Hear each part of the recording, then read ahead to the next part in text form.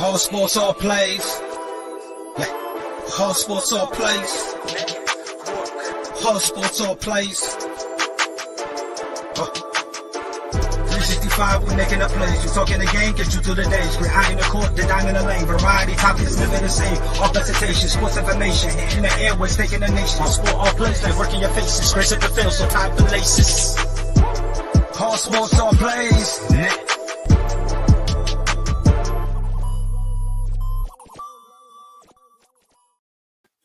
What's going on, everybody? It's Thursday night, and we got real talk going on. We got the NFL on Amazon Prime, so we are in to have a good time. We got 6-0 Denver right now. Oh, ball's out, but it looks like the Colts got it back. Man, that was a fortunate bounce. This has been a pretty boring game offensively. I won't lie to you. Hasn't been a lot going on, but we do got to pick it based on what you've seen or even what you were planning beforehand. Who you got in the game? This was tough, and I don't know why it was so tough, but I'm gonna just rock with the Broncos, man, because then it was no safe bet. You know, both of these teams suspect. Both of these these old quarterbacks on new situations is just not working out for them right now. Yeah, it's been tough. And again, I go to it, and we got a topic we'll get to in a minute, but you see the difference in the NBA. Bron and them is playing 20-plus minutes. Embiid's playing 20-plus minutes in preseason. Because you got to get these reps with these people. You got to get that familiarity. And you just see so much, Tom Brady said it, so much bad football because the timing's just not there. Everything looks disjointed. And we got Philip Lindsay breaking free against his old team. And he's talking. He been on the scrap heap, but he got an opportunity. And he's going to get a big one tonight because Nyheim Hines is out with a concussion. So Jonathan Taylor's out. Hines went out with a concussion. So he's going to have a busy night. Hopefully he's been staying in good shape. But yeah, I just think it has a lot to do with that. So I'm going to go Denver.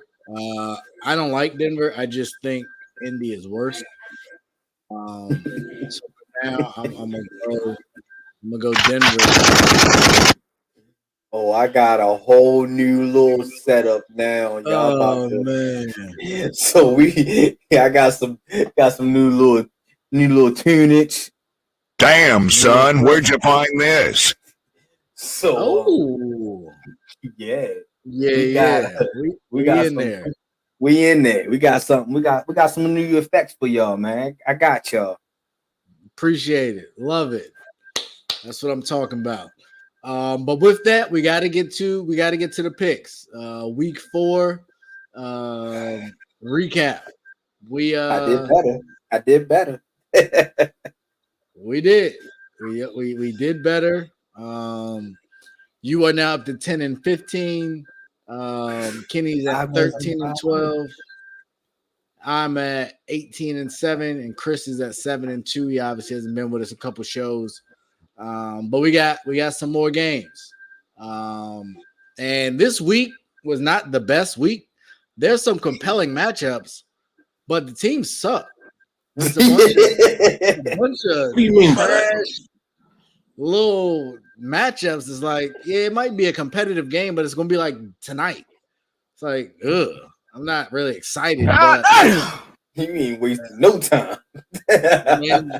It is what it is, man. It's just what I don't know. I can't say nothing but what I see. But we're gonna get to it, and I am not super confident in any of these picks for real. But we're gonna do it. So we got Giants and Green Bay, 2, 3, and 1 teams. I'm gonna go with the Packers on this one. I think that's the safe pick. Like we've been raving about this for the last couple of weeks. We all do not believe in Danny Dimes, and if you're going to have him playing running back, quarterback, slot, and everything else other than what he's supposed to be playing, I don't trust it. I don't care how much Kenny got faith in Saquon Barkley, but I don't think Saquon is gonna be able to save him. And the Packers got really good defense. Whether people like to hold them up there. I'm not saying they are the best defense in NFL, but for them to lose a couple key pieces like the Darius Smith on the opposite side of Preston Smith, they still able to keep a nice quarterback pressure up in Green Bay. So I'll take Green Bay. Okay. No, I'm with you. For similar reasons. I don't like, and actually, I can't say that. I gotta give some credit. I am starting to like Green Bay's chances. I like a lot of the things I see them doing. I think they're moving in the right direction. They gotta play some better teams and beat some better teams before I'm really in the game. But overall, I think they're proving to be one of the better teams, and so I think this is one of the games that might get ugly. They got a solid defense. And I hope. What up, Chris? Hey, yeah, my man Chris up on here. Yeah, we here. I told you I was gonna be here. You did. Hey, Homecoming man, week, but I'm here to work. You said it was homecoming, boy. You know how It's homecoming homecoming, but I was gonna make it work. Yeah, That's what's up. That's what's up. yeah, yeah. Absolutely. We're gonna get you caught right up. We got 6-0 Denver up with the ball. A ball looks like he got deflected at the line because otherwise that was that's ugly. surprising. Yeah, right. At least he ain't Baker. Baker what, like 9 balls bad, which is just nuts. But we did want to get your pick. Who you got tonight? Denver, sadly, as you remember, I picked Denver to win the division, and they've let me down this year. I know I haven't had a chance to really speak on how disappointing they've been this season, but this is a must win honestly, it's a must win for both teams because both teams have been very disappointing. But for Denver, this is a must win. You need to establish why a lot of people like myself were high on you this year, and you need to establish some dominance on both sides of the ball. So I'm picking Denver tonight. We all agree on Denver, but I disagree with you a little bit because Denver's in the AFC West with Kansas City. Yeah, Indianapolis don't really. I mean, they got Jacksonville, who I do like. I do like Jacksonville, but their division is just not the same. If Denver lose one or two, it's not the same. They ain't gonna it's catch. Not the Kansas same, City. but. No, but I just look at the inconsistencies. Like with Indianapolis, they need to establish a presence. They need to establish a culture. They need to reestablish dominance. And so I feel like every game is a must win when you're a team that has a division that's so wide open. You want to establish your dominance in that division. And so when I'm looking at the Colts, they're one of the best teams in that division for the past, it feels like almost a decade. But right now, like, maybe the last that week 1 game, yes, you beat the Chiefs, but I don't know. I just feel like the Colts.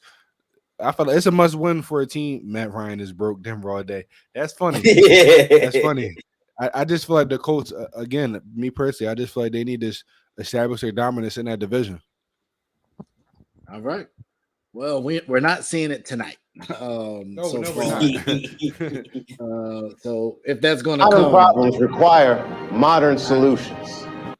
Oh. Well, was he down? I was about to say Melvin Gordon and fumbled again, but that's what Kenny was talking about. Remember, Kenny said that last week. They ruled him down, but man, that man, he got some demons in his hands. But the next game that we did get to was the Packers and Giants.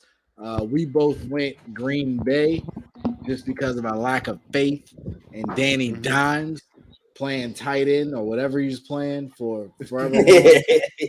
While Saquon was in there doing what he did, but oh man, they didn't put Gordon on the bench. The fumble didn't count, but he on the bench. We'll see what happens. Emotional damage.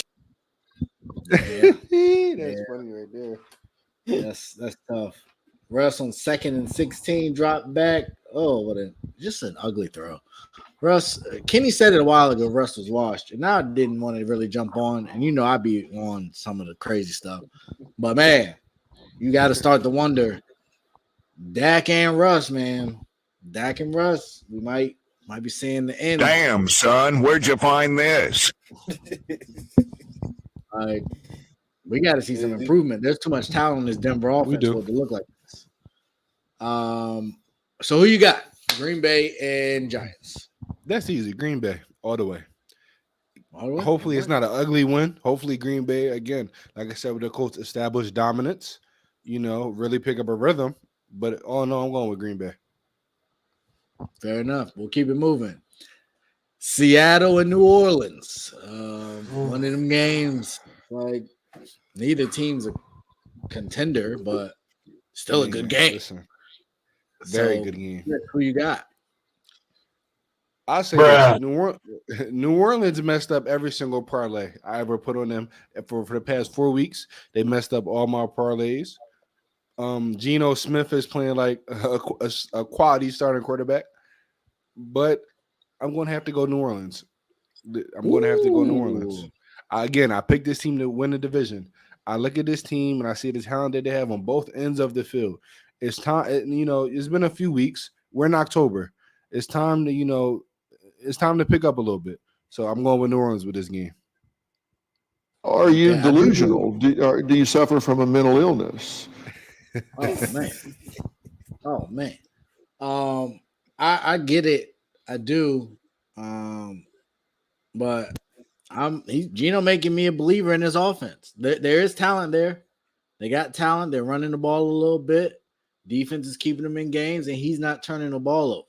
If he can continue to not turn the ball over, hey, nobody in that division is looking that great. San Fran looked decent, but I will agree with you on that. That division is looking a little shaky right now.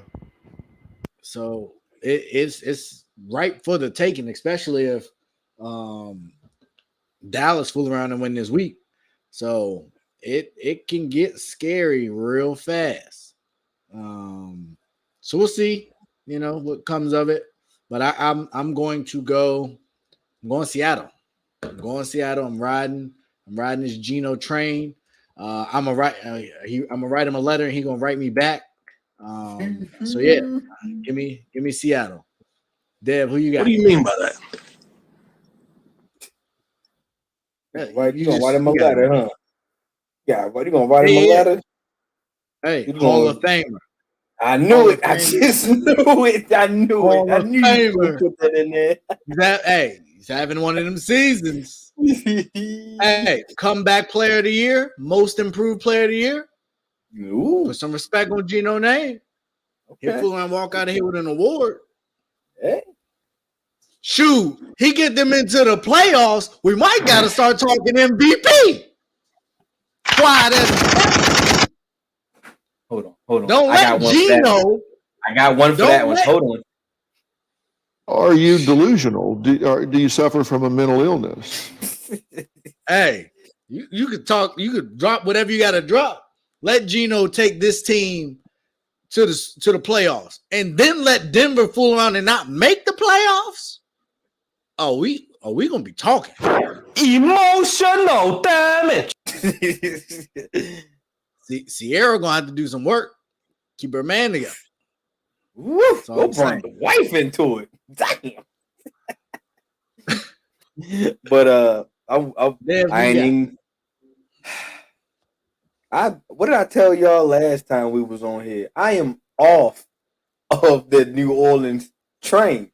I didn't hit the last stop button. I didn't already say back door. I'm off the train, man. So Seattle, Geno, all that stuff Ray was talking about. If he was if he's your campaign manager, he just got you a vote, and it's me. So I'm taking Seattle with you. Let's go, Geno. Let's go, Geno. All right. We're moving on to a division rivalry, a team that has been littered with controversy from the summertime summertime to the fall time. The Miami Dolphins should probably be putting some money away just in case. But Miami is playing the Jets. They're playing the Jets. Zach Wilson led a comeback last week as he got back healthy, relieving the great Joe Flacco of his duties. But what y'all got? We'll start with you, Dev, on this one. Matt Ryan, what the heck was that? I am taking Teddy, Two Gloves, Bridgewater, and the Miami Dolphins this week. Ooh, I am taking him. I believe he has a whole week with the offense. He ain't got to worry about backing up Tua and his concussion injuries this week. I believe I believe Miami can get it done. I don't think the Jets saw that trickery. Once again, it's another New York team wants to be putting that quarterback out in the limb out there after he just came off an injury. So if the Jets don't care about their quarterback, so will I, because I am not picking them. So let's go Miami. We're going to Miami. All right. Chris, what you got for us? Miami. No, don't even gotta think about it. Miami. All right. We are in unison here. Damn, son, where'd you find this? You ain't even waste time. You just put the mic up and we just like, got it. Oh, I know my picks. Actually, I forgot. We had Kenny as well with picks, and he's not with us, but he's here in spirit. God bless him. He didn't die or nothing. He just ain't here. That's what you made it seem like. The viewers were not going to know how to judge that one. Yeah, they was getting ready to put hands up to Kenny and everything. Oh, he'd be back. He'd be back with us. What man? He's with us in spirit. Oh, but in a surprise, Kenny does have the Jets. Now, Kenny is from New York. He has been a little under the weather recently, I believe. So you never know, but we'll keep him in our thoughts and prayers. But nah, he's going with the Jets, and I understand it. I said before the season started, if Zach Wilson started the year, they're gonna do something. He obviously didn't start the year, so they've been in a bit of a hole, but I think they're all right, and they're going to continue to get better, in my opinion. The next game we have on the slate, another division rivalry, maybe one underperforming and one overachieving team with Tampa Bay and Atlanta. Obviously, Tampa's had a ton of health problems and marital problems going on as well. So it's a lot to deal with in Tampa, and you just got to do the best that you can with what they got. So, Chris, starting with you, who you got? Would I be wrong to pick Atlanta? Because Tampa's another team that just loves messing with my parlays. But I'm going to stick with Tampa. If they can't win this, it's a problem. It's a problem. I don't care how good Atlanta is playing right now. I don't care the wave that they're on, the ride that they're on, the run that they're on. That's all fine and dandy. But when you're a championship level team with the greatest quarterback of all time, with a team that knows your goals for the season, this is a division game that's going to mean a lot when it comes down to the end. You find a way to take care, the Atlanta Falcons and get the victory. So I'm going with Tampa. All right. Y'all know where I'm at. Like, yeah, we talking about. We know. We know. But to your point, they go 2-3 with a division loss, and this is another home game. That's bad. It's really bad. That's not bad. That's real bad. With Calvin Ridley potentially out and Cordell Patterson out, they better not lose this game.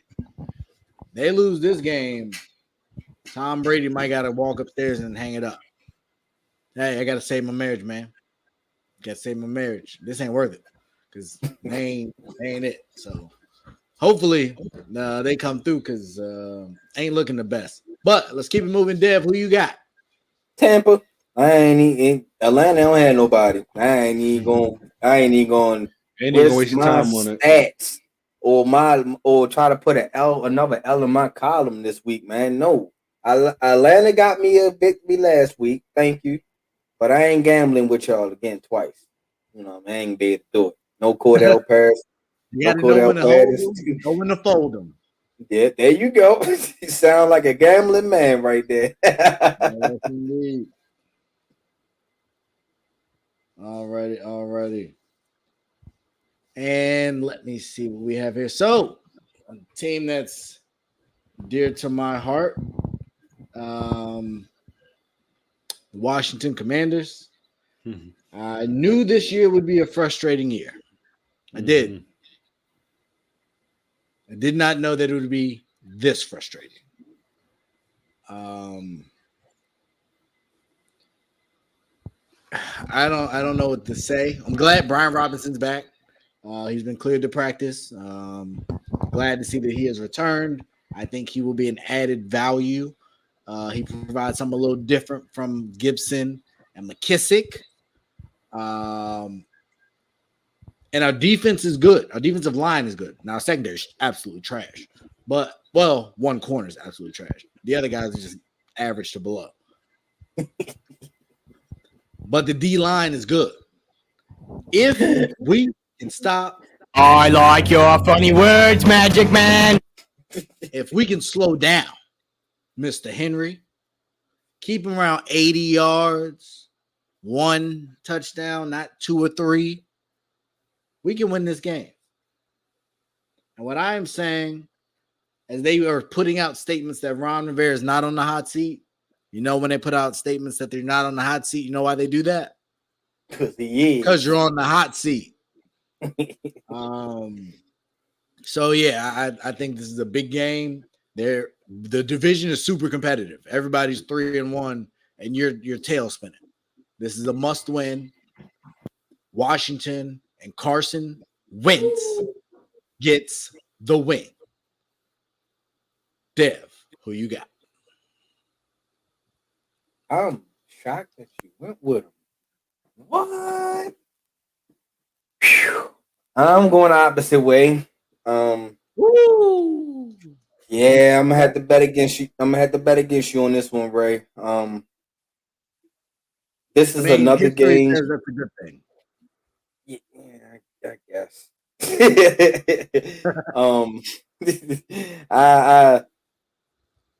Carson Wentz is just untrustworthy. I don't trust him. I just feel like he's gonna find a way to sabotage this game. And the only thing y'all have to do is just stop Derrick Henry. You know what I mean? That is like the major game plan. If y'all can stop Derrick Henry, who the hell Ryan Tannehill is going to throw to? Who the hell what is Ryan Tannehill going to do? You know what I mean? We already kind of gave up on Ryan Tannehill. Instead, let's put the young kid in now. But just because y'all have Carson Wentz, he finds the way to just give the game up, man. I just can't ride with y'all on that. If y'all had any other quarter, if y'all had Jared Goff, I think I'd have rolled with y'all. Taylor Heineke. I keep saying his name. Hello. You know what I mean? If Carson Wentz blows this game, if y'all don't put Tyler Heineke in, Ray, just don't pick the Commanders no more for the rest of the season, man. No more, man. Because, like I said, Carson Wentz is finding ways to just not, because y'all division is like, other than the Eagles, you know what I mean, that division is still open. The Eagles is the only team right now that shows like they are true legit. The Cowboys, we still got questions. You know what I mean? We don't know what Dak going to be. We know what Cooper Rush is right now, but we don't know what Dak going to be, and if Dak can go and get in his way. But we're going to get to that later, but it's just like, other than the Eagles, y'all division is open, and Carson Wentz is not going to take advantage of it. So I'm betting against y'all. I'm just betting against y'all. I'm sorry. I understand. I want to bet against this too, but I just won't. Not this time. I think we're gonna figure it out. Chris, talk to me. Who you got? Tennessee. Why are we talking about this? Tennessee. I get it. I'm sorry. But This is the Eagles. Damn, son, where'd you find this? I forgot he's riding high. I'm just looking at a team that's 2-0 in their past 2 games. I'm looking at a team that going into the season, I had faith in making the playoffs. I didn't have the Commanders making the playoffs. I knew it was going to be. I know it was going to be struggle games and struggle victories. I will say this. If it was a game for the Commanders to win, it would be this game because Tennessee likes, they're not always a high scoring offense. They run the ball. They're methodical. So if it was a game to win, it would be this game. But I just don't see it happening. I'm going with Tennessee. Now, would I be surprised if the Commanders somehow pull out a victory? I wouldn't be surprised. I would not, because they got one job. You just got to stop Derrick Henry. That's it. And then y'all got a defensive line that can do it. If they could just stop Derrick Henry, if y'all could just stop him, it's like, what else can the Titans offer? You know what I mean? What else? They ain't got no tight end. Robert Woods is... Forget the rookie. He's out. Young man. I like him, but he gone. Right. So Robert Woods back. And probably some people. Now, don't get me wrong. Our secondary is going to make some receivers out of whoever's on that team. Like, hey, I don't know who they are, but I'm sure I'll know who they are by about the second quarter. I'll have a good idea of what their names are. So there is that. But right, we're gonna see. We need to hit Tannehill. And I actually would. No, I'd rather him be in the game. I tell y'all, Malik Willis get in the game, he'll change it. It's gonna take him some time, but he's it. I believe in. On to Dallas and Rams. Finally got a real good game. Maybe, depending on who you are and what you think. Chris, I'm going to you first. Who you got? I'm going with the Rams. Ooh. I'm going with the Rams. As good as the Cowboys have been said, and as mediocre the Rams have been, it's always one or two small things that they do that cost them the game. And when you're going against a team with a backup quarterback, when you're a team that was just in the Super Bowl, when you're a team that has all the veteran players, it's time to take advantage, of what you have to offer. And right now, I think it's the Rams' time. Now, if they lose this game, I lose all hope for this team. But I'm going with the Rams. Wow. Okay. Yeah.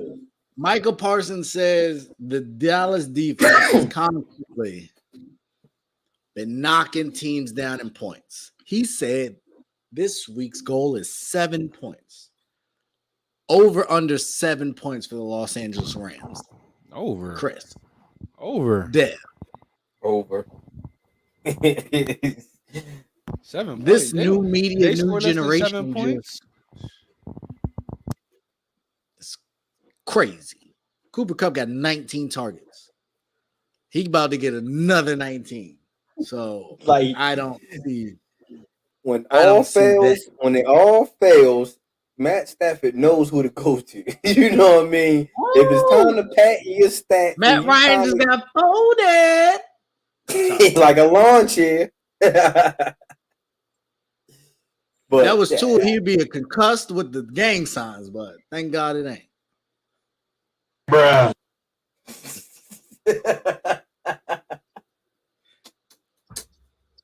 All right, let's. I like your funny words, Magic Man. And I gotta make this statement right quick. Kenny is not here, but Kenny's picked the Los Angeles Rams, and that's blasphemous. Like, I get it when you're trying to be coy. They are, to me, playing better than the Rams, or at least on par. If it's close, you're supposed to pick your team. Now, Kenny, I don't like talking about you because you ain't here, but it's live recorded. So I ain't talking behind your back. I'd say it to you. And you keep picking against your team. What kind of fan are you? I don't want to hear nothing about no juju or blah, blah, blah. Have some faith or turn in your card. And that's all I'm going to say about that. Bruh. My man said, turn in your card, Kenny. Turn in your Players Club card. Got to turn in the playbook. It's not your team anymore. Dev, who you got? Team that Kenny is going against. I am taking the Cowboys. I think the Cowboys defense is going to rise up to the challenge. Matt Stafford, he just looked like doo-doo last week, man. You know what I mean? It was nothing else but how he performed. It was just terrible. And I believe we all picked the Rams last week, didn't we? To win? Yeah. Yep. On was it Monday night? Yep. And he let us down. I don't even think he showed up. I think that was Matt Stafford's wife playing in his uniform that night, man, because it just did look good. But I'm going with the Cowboys. I think Cooper Rush is on to something. Him and what's that wide receiver name? Nolan Brown, I think that's his name. Whoever guy he keep passing to, whoever his number one wide receiver, because CD Lamb is most definitely not his number one wide receiver. Well, last week he got about 15 targets. Man, William Jackson's trash. You know, Jerry Jones was like, "Hey, man, don't forget about CD down there. You make sure you get his passes to him." You know how Jerry is; he always in the mix. But Kenny, I'm disappointed in you. Me and Ray is picking the Cowboys, but you are something else, Kenny. I can't wait till you come back on here, especially if your Cowboys pull it out. I don't want you coming on here with your jersey on. I don't want you to have your backdrop scream as the Cowboys. None of this. You know what I mean? None of that. You come in here with a plain white T-shirt. And that's all we're gonna say about that. And you're right. I don't know if I said anything, but I'm going Dallas. I'm going Dallas. We will get to Dallas a little bit later, but Dallas has some big decisions to make. And yeah, wow. I looked away for a couple of seconds. How I get the 4th and 28? The heck is they doing? He took another sack. He took another sack when you can't take a sack. He ain't learned yet. They did hit. They at least hit the field goal. Hit a bomb. Good from 58. Whoever this guy is. Number 7, McLaughlin. 6'3", ladies and gentlemen, as we get ready to head to halftime. If you didn't already fell asleep already. Yeah, well, you didn't fall asleep on us. You fell asleep on them. Not on us. You fall asleep. Yeah. Yeah, those bums. We should be getting paid like they get paid. We're more entertaining. Bull crap. Yeah. And then we have the last game. We are coming down the pike. Chris, one, I didn't know you was going to be on until a little bit late. And 2, I don't think your game's going to be that competitive. So I feel like we all know who we'd pick. Don't hype him up, man. Don't hype him up. Hey, best team in football. I don't want to go that far, but the definitely best team in football. Back to reality. Talk to him. But no, we got Cincinnati and Baltimore. 2 teams that have, I'd say, disappointed in a lot of ways, but also been very impressive in other ways. I was very confident when I suggested that Cincinnati was going to have a regression. Y'all kept beating me in the head saying, no, that wasn't going to happen. Hold on. First of all, I said that Cincinnati was going to take a step back anyway. I believe that it was a Cinderella team last year. All that, the glass slipper and all, they ain't getting it this year. That little ride is going to be a pumpkin this year. Oh, you went all the way to pumpkin. I mean, I still think they can win the division. I just don't think they are the dominant team we saw last year. What division? And that's what happens when they get taken. What division is solidified right now? Every division wide open right now. Maybe. No, yeah, you're right. Maybe like I said, because if the Eagles slip one, then who? The Cowboys and the Giants. Everybody 3-1. Oh no, the Eagles are 4. No, I'm sorry. Everybody. Right. That's what I'm saying. If the Eagles slip one, then the NFC East is right back to seeing who going to last the longest. So Should be good. It's gonna be good. But who we got? Dev, I'll start with you. You already know who I'm riding with. There's no question. You know what I mean? Okay. Only thing I just need to hear Cincinnati not say this to us. Yeah, they had us the first half. I'm not gonna lie. I don't want to hear that at all. None at all. I don't want to hear, oh, the Ravens is up 20-0 at halftime. None of that. You know what I mean? I'd rather us to try to score majority of our points in the second half. Oh, we had a fumble on the kickoff. He was doing a bunch of ballet dancing and flip-flopping and hip-hopping and jabbing. And the ball is loose, but looks like he didn't get it back. Almost had a turnover and would have put Indy in the red zone with 4 seconds left, but a bullet has been dodged. I apologize, Dev. Back to you. That's cool. But don't get me wrong. I am scared of Cincinnati wide receivers. Boyd, Higgins, and Chase. I ain't even gonna hold. They about to eat. They is about to eat. There's no question about it. But the great thing about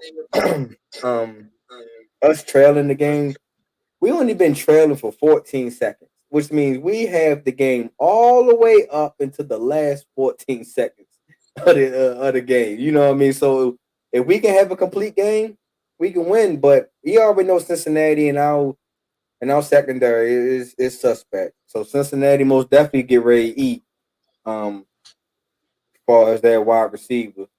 But I'm still going to ride with us. I think we're going to get to Joe Burrow. I think that offensive line is still some work in progress. Hopefully our defensive line can get home. If we can get some edge rushes, some quarterback pressures back there, I believe Baltimore has a way better chance to win this game. So I think this is the time to show that we got some pressure with this weak offensive line that Cincinnati has. So I'm going to ride with my boys. Hopefully they don't let me down again. Okay. Chris, who you got? Cincy.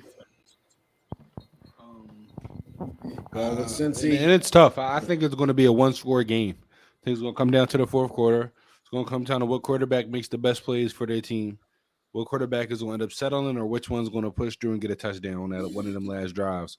And I have all faith in Lamar. I think Lamar, is great. Y'all know this, the way I talk about Lamar. I'm just going with Cincy for this one. Okay. Yeah, this most definitely was a tough game because with 3 wide receivers and now, like I said, our secondary. Before I pick, I do want to pose this to you. So you are picking Cincy. I am picking Cincy. Kenny is also picking Cincy to round up this week's picks. If you're the Ravens right now, what are you thinking about the Lamar contract situation? Based on what you've seen and the production, and to Dev's point, you've lost some real close games. And if you potentially lose this game to a playoff team, has this season at this point provided any kind of clarity on how you guys think the offseason contract negotiations will go? I'll start with the Ravens fan, Dev.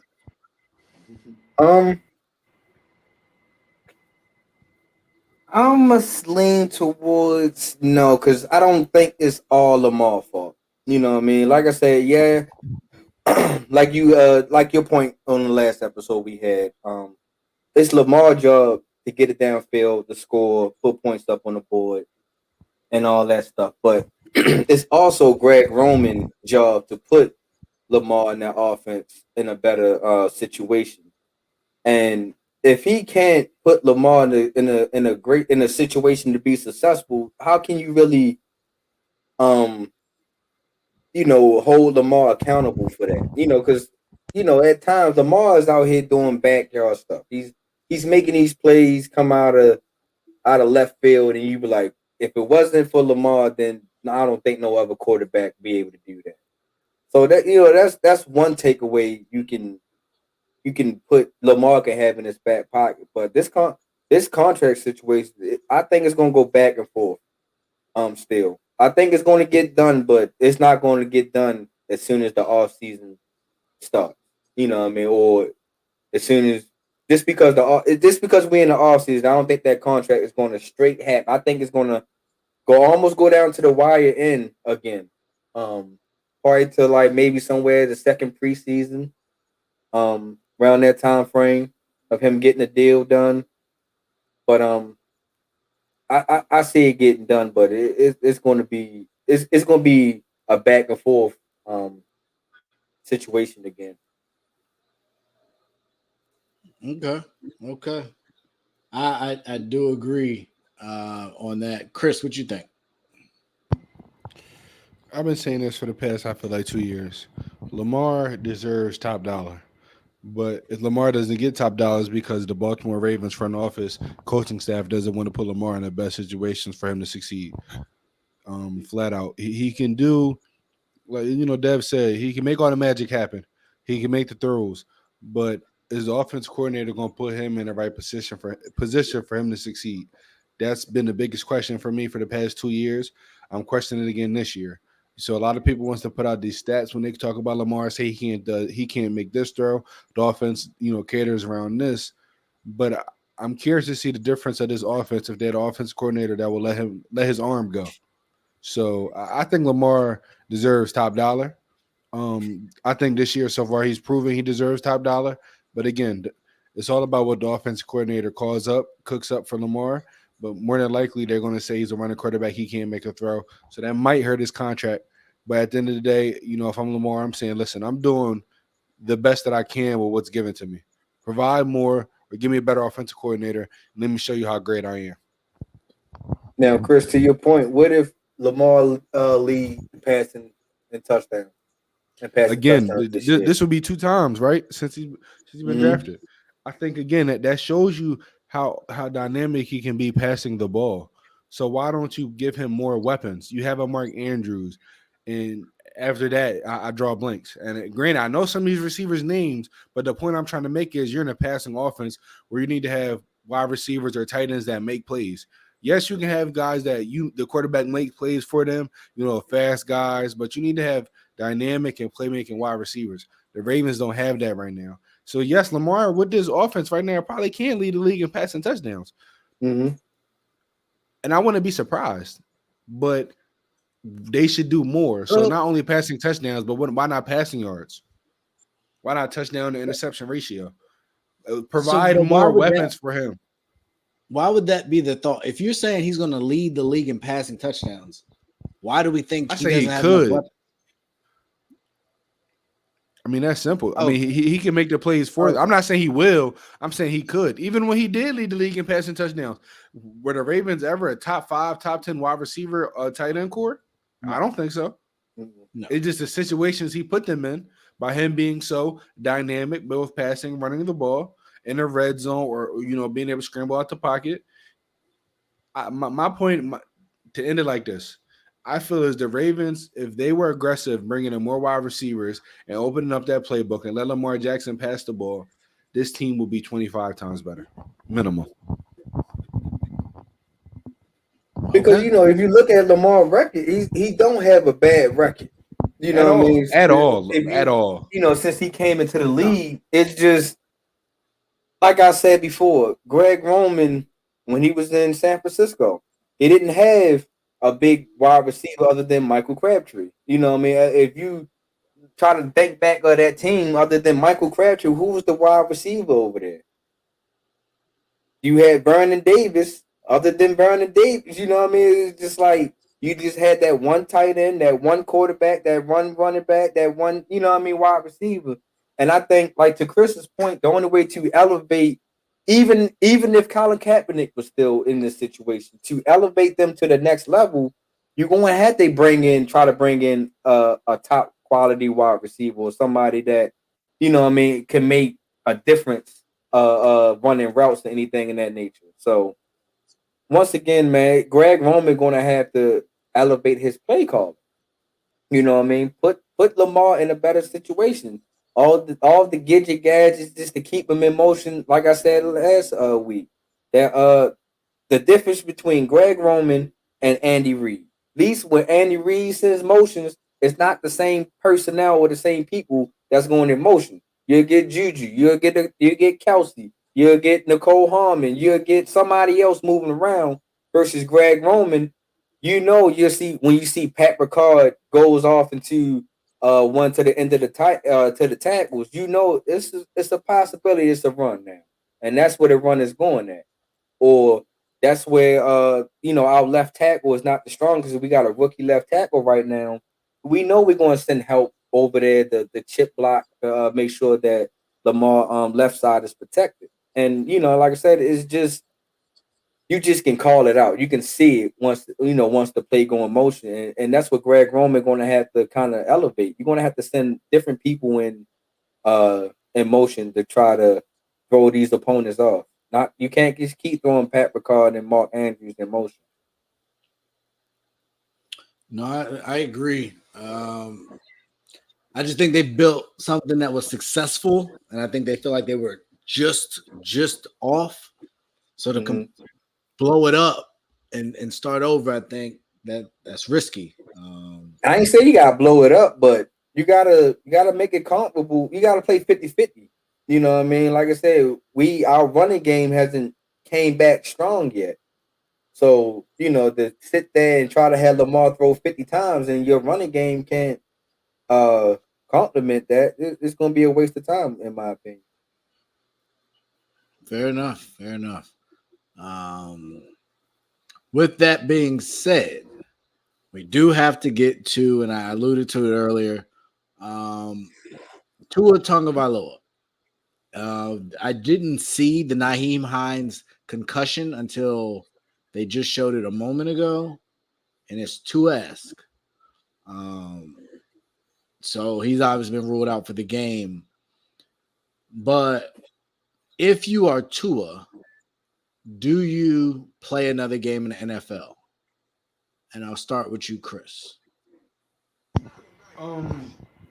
Do you play another game in the NFL if you're cleared? But you don't rush back. You don't rush back at all. Two nasty head injuries. I mean, head injuries, you look at the video, it makes you turn the other way. And so you sit out as long as you can. But if you love the game, like I believe Tua loves the game, he's going to want to play on that field again. He's going to, when he retires, he's going to want to retire on his own terms. So if everything is, and I'm not up to date on everything, but, if he's able to get cleared down the line and there's nothing really, really wrong with him, again, like I said, I'm not truly updated, but if he's able to play football again, I see him playing football again. Hope he doesn't rush back. Hope he doesn't try to play anytime soon. But when he's 100% ready, if he can play, play. If you can't play, don't do it. Don't ruin your life. You're still young, got a lot of life to live. But if you can play football again, I see Tua wanting to play football again. So I got a couple. I'd say I got two things that I would disagree with. Mm-hmm. You are not rushing back. I hear you, but you're seeing what's happening, and oh yeah, I'm agreeing with you. You take your time plus another 3 weeks. You minimum. See it take. We've seen it take 4 weeks. Dallas is the kind of the blueprint. 4 good weeks puts you in jeopardy.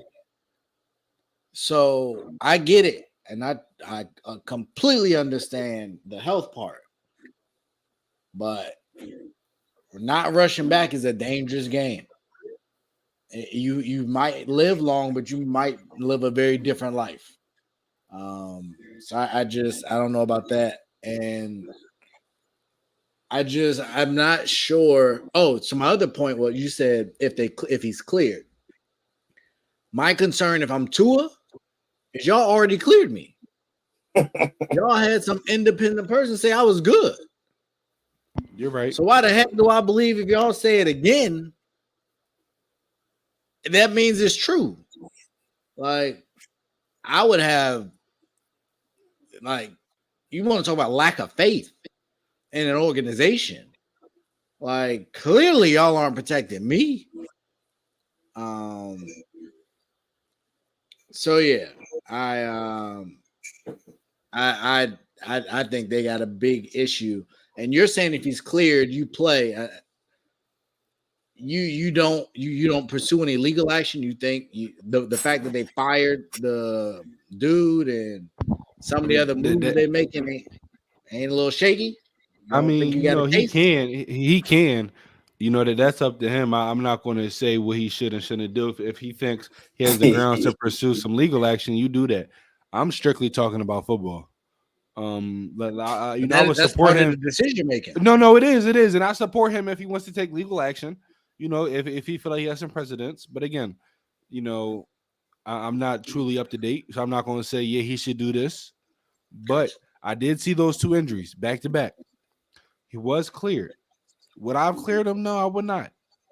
Now, if he'd have passed all the concussion tests, because I went in concussion protocol, and not the NFL level, but if the level I had to go through was still a whole bunch, so I'm pretty sure the NFL is times 100 of what they do at Division II football.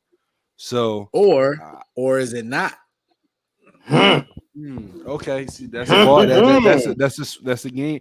Now, if Because it's every not, athlete I've heard come out and talk about the concussion test, they all seem to have the same story that you mess with the first one because the second one, so you good. Nothing I've heard says it's an extensive process. And you have no argument for me because I wouldn't be surprised. And it's shameful if that's true. It's shameful because the NFL loves talking about their concussion protocol. They love throwing these flags on these helmet to helmet, contacts. They love talking about it. Oh, we had this concussion protocol. We make sure our players are this and that and this and that. Ever since that movie came out, they talk a good game. They talk a very good game. So if it's going to be, coming out that their concussion protocol is not extensive, it's not, good enough, then that's an issue. That's a big issue. Yeah, for sure. Dev, your thoughts? In the NFL, man, your best ability is availability. You know what I mean? Then if you ain't available, then your job might be in the limbs. But if I'm Tua, I'm not worrying about my job being in the limbs. I need to worry about my health being in the limbs because, like I said, Miami, you didn't drop the ball so many times in the last couple of years, man. You didn't drop the Brian Flores, your owner. Now you didn't really protect Tua, in my opinion, man, because we all seen how wobbly Tua was on that first concussion. He should have not been cleared. He should have not been able to come back or anything in that nature. You had players who don't even get up wobbly, don't even come back from concussion protocols and stuff like that. Sometimes you don't even know that a player is even in concussion protocol until the announcers even tell you. And we seen this guy not once but twice. You know what I mean? Just look like wow. And that last one, even though we might have cut a couple jokes on it when we seen it, but that last one looked real bad. You know what I mean? That looked like luckily he was able to get good treatment and was able to recover real fast and be able to fly back home immediately because that didn't look too good. And if I was if I'm Tua, I am going to the Dolphins. I'm saying screw your concussion protocol. I need second and third opinions now because y'all done already screwed me once. So you're going to put me back out here again? I'm not, like I said, we don't need another Andrew Luck. You know what I mean? Luckily, Andrew Luck had the common sense to you know what? I'm walking away before I get carried out. And that's what Tua need to kind of think about. Don't get carried out just because this was your dream. I understand this was your dream. You completed it. You made it. You know what I mean? Now it's all about trying to live to see the rest of your life.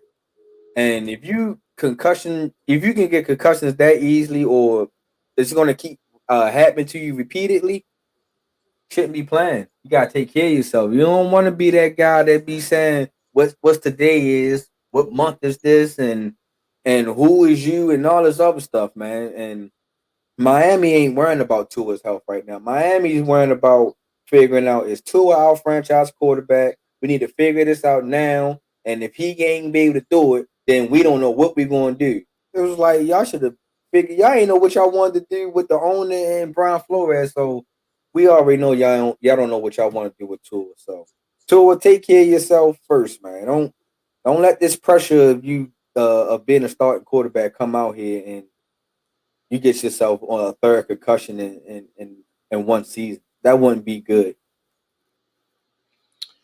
No, I agree. And Damien, I understand it, but I'm glad you brought that up because I think people forget that these are human beings. Mm-hmm. And yes, I hear everything y'all are saying about protect your health. I get it. But when you're a 25-year-old man in 17, 18 years of your life, you've been playing just for this moment, and now you're in this moment. And if you're Tua, I am one season away from changing my family's life for generations to come. Mm-hmm. You saying don't rush back and take care of your health, that's a $200 million decision.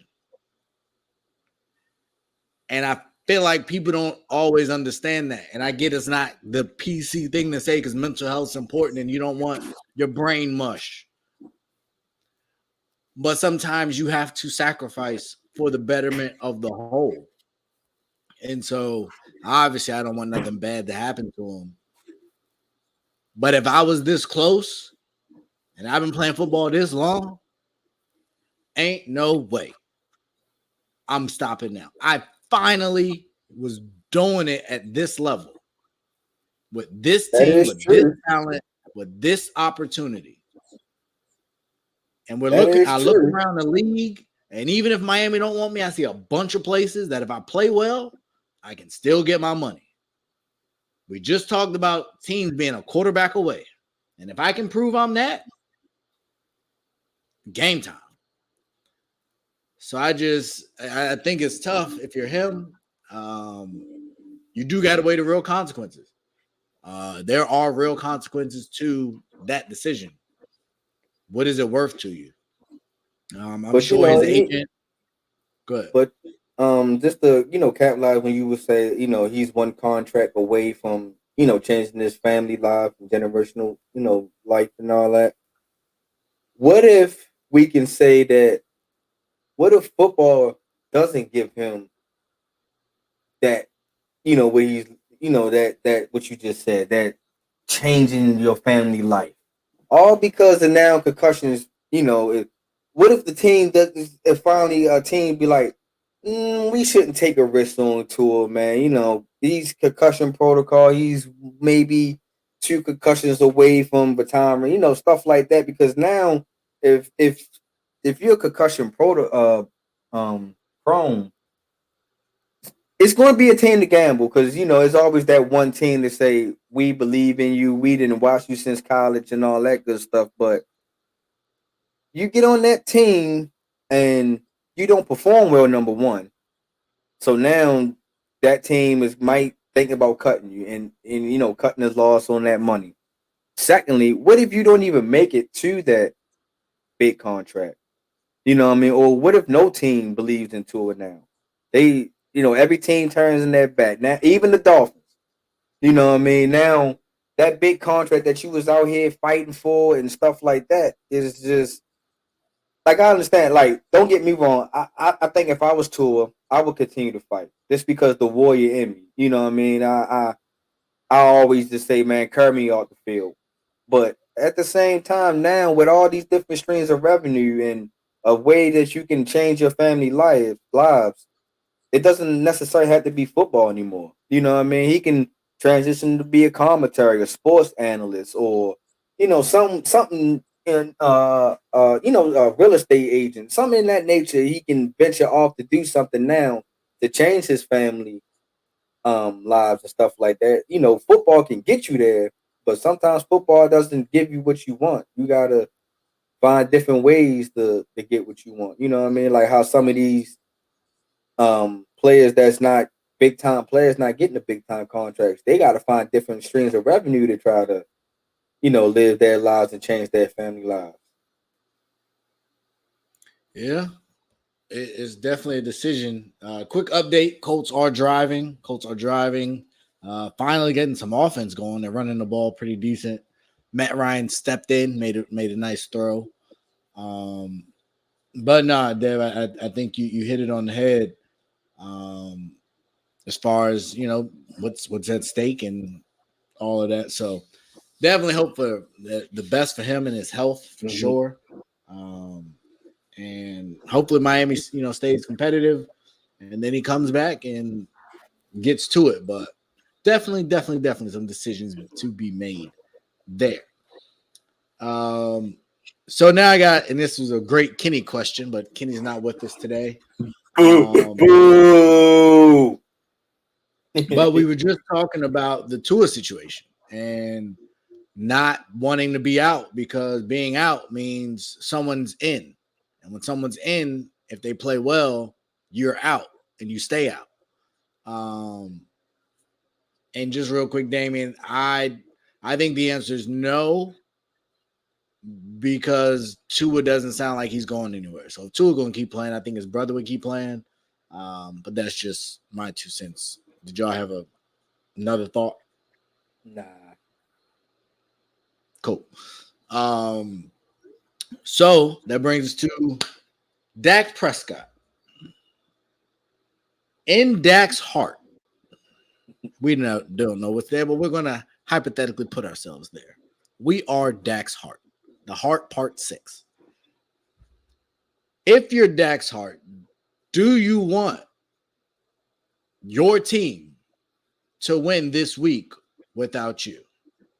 Or are you rooting for your team to lose so that you can get your job back? Start with you, Dev. Bruh. I don't think he should be rooting for his team to lose. Like, golly. You might as well just go ahead and put the other team uniform on and start cheering. Like, let's go, Rams. Let's go. Like, golly. If he do that, man, Jerry Jones, there go your quarterback controversy right there, man. Your starting quarterback is rooting for somebody else. But if I'm Dak, man, I wouldn't root against. I'm not a hater. Cooper Rush, he's balling. He's doing something that Dak couldn't do in the beginning of the season. You know what I mean? And why hate on it? If Cooper Rush can lead you into a playoff berth, maybe, or at least get you knocking on the door, and all you have to do is just open up the door whenever your time has come in, why hate on it? He made it easy for you. Now, the only thing that you would have to deal with is Cooper down. The outside noise is Cooper Rush better than Dak. Is we having another Philadelphia situation with Carson Wentz and Nick Foles over here now? Hey. You know what I mean? Hey. So is that be the question? But if I'm Dak, man, you root for him. What? Don't be the hater. Don't be over there drinking your little Sourade, haterade, and hoping that Cooper Rush throw 6 interceptions and your defense get embarrassed because you're gonna have to play with them when you come back. So that you better be the biggest Cooper Rush cheerleader there is, man. So I don't necessarily agree with this statement at all, but Damien, thank you for your insight. I think it's a little early. You give us a little early. A chuckle every week, man. Every show, Damien. Goodness gracious. Bruh. Chris, that's all you get, Damien. Bruh. Yeah, Dak, you want your team to win. This is Dak's team. As much as his replacement. You think Jerry Jones believes that? He has no choice. Jerry Jones believe in himself. You believe this quarterback right here is the future of the Dallas Cowboys? I believe he can do what Dak's doing for exponentially less. I don't believe it at all. Dak has proven for me for multiple seasons that he's a top 15 quarterback. I don't. And see what does top that got 15. you? I mean, you have a point. I'm not going to say the Cowboys are this best team, but I'm not going to also say it's always Dak's fault. This is Dak's team until proven otherwise. Unless this quarterback that is playing right now, his backup goes undefeated for the rest of the year. There's nothing that's going to show me that I take him over that. Nothing. So yes. Go ahead. So with that being said, this is Dak team. Dak, you want this quarterback to rack up as many wins as possible. So when you come back, you can just coast and take your team to the playoffs. You think CeeDee Lamb is happier now or when Dak was quarterback? I mean, I don't know. I seen CeeDee drop open balls with Dak as quarterback. So CeeDee just better be happy. CeeDee just better be happy. Passes from both quarterbacks. Yeah, CeeDee just better be. CeeDee just better be happy. He's catching the ball right now. Let's put it like that. I think CeeDee's happy he's getting thrown the ball. I think that's the difference. And for me, I look at a guy with no running game because Dallas cannot run the ball. I look at a defense that can't stop the run. Hellacious pass rush. No question there. And I see this man keeps winning games. He beat Cincy. He won the division games. He's 4 touchdowns, no picks, no mistakes. He's healthy. I don't see, if I look at the totality of Dak's career, and I was a big Dak fan coming out of Mississippi State, ain't nothing there. I already feel like if I'm Jerry Jones, I already told the world I thought I overpaid you. We ain't been really jiving for a minute. Now there's conflicting reports about Dak's health. It was 8 weeks. Then it was he could be back in like 2 to 3 weeks. Now we are looking at like a month. Now, like Jerry's saying he can't even grip a ball, but I heard he was throwing in practice. Like, what are we talking about? I do not believe that locker room, Russ, what the heck you? Oh, 2 Broncos caught the ball at the same time while hitting the ref. Cortland Sutton, I think, is going to get credit. This will definitely be shown over and over again. What a play. It was a terrible decision, but it worked out. He stopped running. And the referee, what is you doing, dog? And you a brother. Get out the way, man. What is you doing? That was funny. These 2 guys they caught the same ball and they're fighting each other for the catch, and it's the same thing. It's mine. It's mine. I need the stat. I don't know if I've ever actually seen it like that. I've seen 2 offensive linemen block each other. I've never seen that. That just happened recently, didn't it? You good? You good over there, Dan? That just happened recently, didn't it? I don't know nothing about that. That's what I will say. All right. Are you delusional? Do you suffer from a mental illness? I seen it happen. And I got a CTE. in them black uniforms. I forgot if it happened. CTE. Oh, you gonna pull the tour, huh? Hey, you be shooting me every episode. I probably got PTSD too. You don't want to keep the shots going. I just be talking, dog. I only can say what I see. Kenny ain't here, so ain't a lot of gun shooting today. Yeah. Well, we about to get to some gun shooting here in a minute. So we had 10-15. So we're gonna jump a little bit. We're gonna get to some good stuff. Get to the punches. It's time to rank these teams. And Chris jumped out early. He's talking big and bad, got his chest puffed out like a typical Philly fan. I'm not surprised. This is what they do. And I understand it. I get it. But we got the Bills, the Eagles, and the Chiefs. We're going to rank them from best to worst. Chris, I think you have your list together, so I'll start with you. Eagles, Bills, Chiefs. How do you have the Bills ahead of the Chiefs? Eagles, Bills, Chiefs. How I personally like the Bills defense better than the Chiefs. Personally. This is just me. I like a team that can, if their offense isn't clicking, they're able to get after the quarterback. Or if they get a lead, like my Eagles used to get a lead and make you throw the ball. I like a team that is confident in their pass rush, even if their defensive backs or linebackers or their run stuff isn't the best. They're confident that they can get a sack, and I think that's what the Bills team is right now. The Eagles by far are the best team in football, complete team in football. and I had the Chiefs third, not last, third. There's a big difference. Chiefs are a very good football team. They're not trash. Just not better than the Bills right now or the Eagles. Okay, Dev, I'll go to you first. Eagles, Chiefs, Bills. Now, Bills. The only reason why I'm putting Bills last is because of their record right now. They say it again. So that is a big part of it.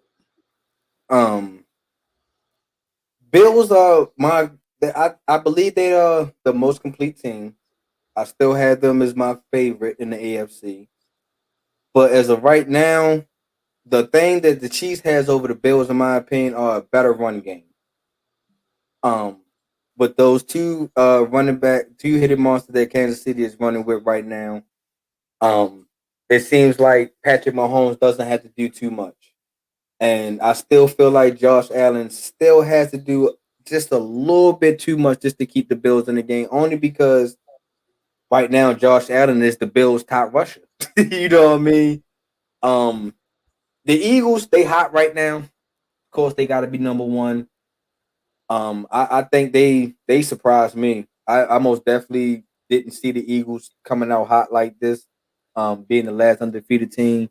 I guess that AJ Brown addition is a real big key and a real big help for Jalen Hurts, because Jalen Hurts kind of elevated his game once he got another wide receiver that he can pass to. So I like the Eagles right now because of they hot. The Chiefs, because of their running game, is better than the Bills.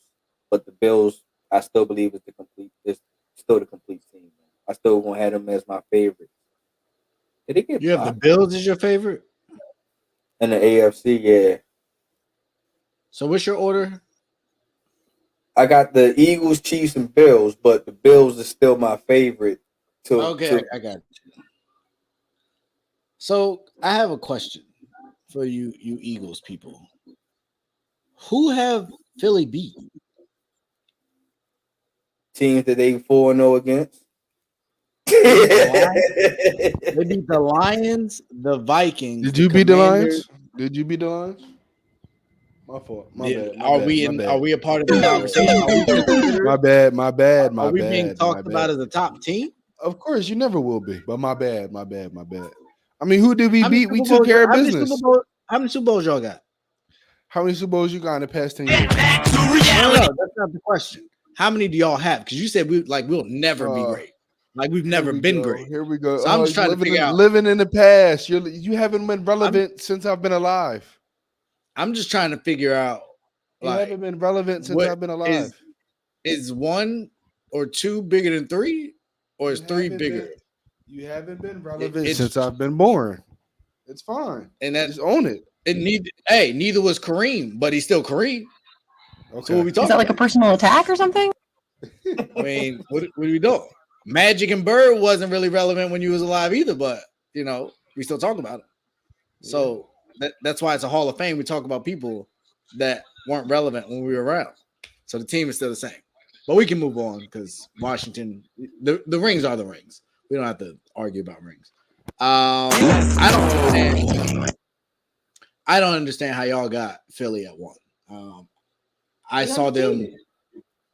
Yeah, but they haven't beat nobody.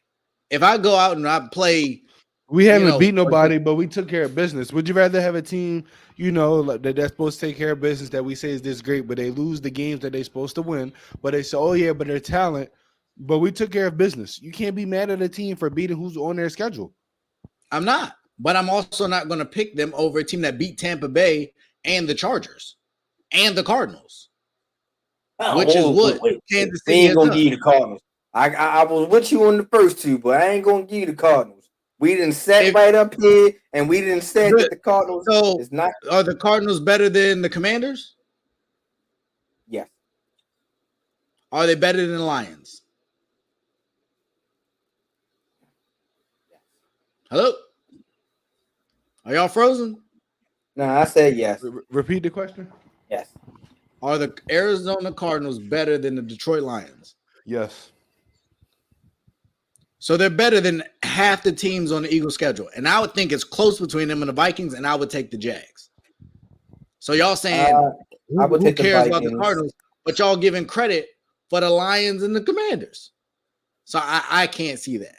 The Colts loss is not a good loss, especially not when Jonathan Taylor played in that game. So that's a little different. But that's still not a good loss. So I agree that's not a great loss. But that Tampa win was great. I don't know if y'all watched that game, but they went nuts. The Chargers game, big win, division win, got it done. And then if I look at Buffalo, like they getting it done. They destroyed the Rams opening night. They destroyed the Titans. And then that epic comeback versus the Ravens. So I don't know how, based on those two teams' performances, y'all have the Eagles better than those two teams. Knock yourselves out. I'm going to go Kansas City 1. I'm going to go Buffalo 2, and I'm going Philly 3. And I guess if Philly, when do y'all play somebody? Y'all get the Cardinals. Go figure. Cardinals, Cowboys, Steelers, Texans, Commanders, Colts. Y'all have a god easy schedule. Hey, you can't get mad because some of these teams wind up being doo-doo.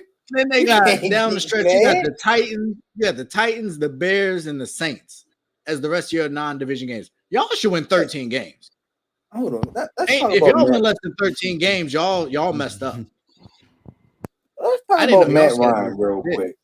Because Matt Ryan is like giving this game away. I think you might be a little bit ahead of me on this one, but oh no, I don't see nothing. Russell got the ball. I saw he threw the pick. Maybe Russ can actually do something for once. I will tell you this. I mean, they was down in the red zone before and he took a bunch of sacks. But he just, you gotta catch that, dog. That was a great throw. I don't see how this defense is dancing and y'all is struggling against the Colts. Beck hit him right in the hands, just dropped it, and then he kicked it. Shaq in the Fool, football edition. Boop. Fired. Should have been a touchdown. Russ, I'm sorry. That's like the second or third big drop he's actually had. And you can't have those when your offense already sucks. But man, you just had two wide receivers fighting for the ball, but now you got one wide receiver that can't even catch the ball. Hit him right in the chest. Russ with a bomb. Oh, but they don't have the timing down. So he overthrows Jerry Jeudy by just So let's get to it. Kareem, you referenced him for a reason. Kareem Abdul-Jabbar had some very strong comments about Kyrie Irving. Much of none of which I agree with. Is everybody familiar with the story, the quotes? Refresh me, bro. I will try and find them so I give them accurately. In so many words, he said that the educational system Kyrie is an example of the education system's failure. He's a comical buffoon. He's basically, people shouldn't look up to him. He wants people to boycott him and his apparel and basically try and get him out of here because, in so many words, he's a menace of things. Let me see. Kareem called Kyrie out for his behavior, accusing him of tarnishing the reputations of all athletes. He criticizes Alex Jones. Kyrie Irving would be dismissed as a comical buffoon if it weren't for his influence over young people who look up to athletes. When I look at some of the athletes who have used their status to actually improve society, he names off quite a few. It becomes clear how much Irving has tarnished the reputations of all athletes who strive to be seen as more than dumb jocks. Irving does not seem to have the capacity to change, but we have the capacity to keep fighting against his brand of destructive behavior.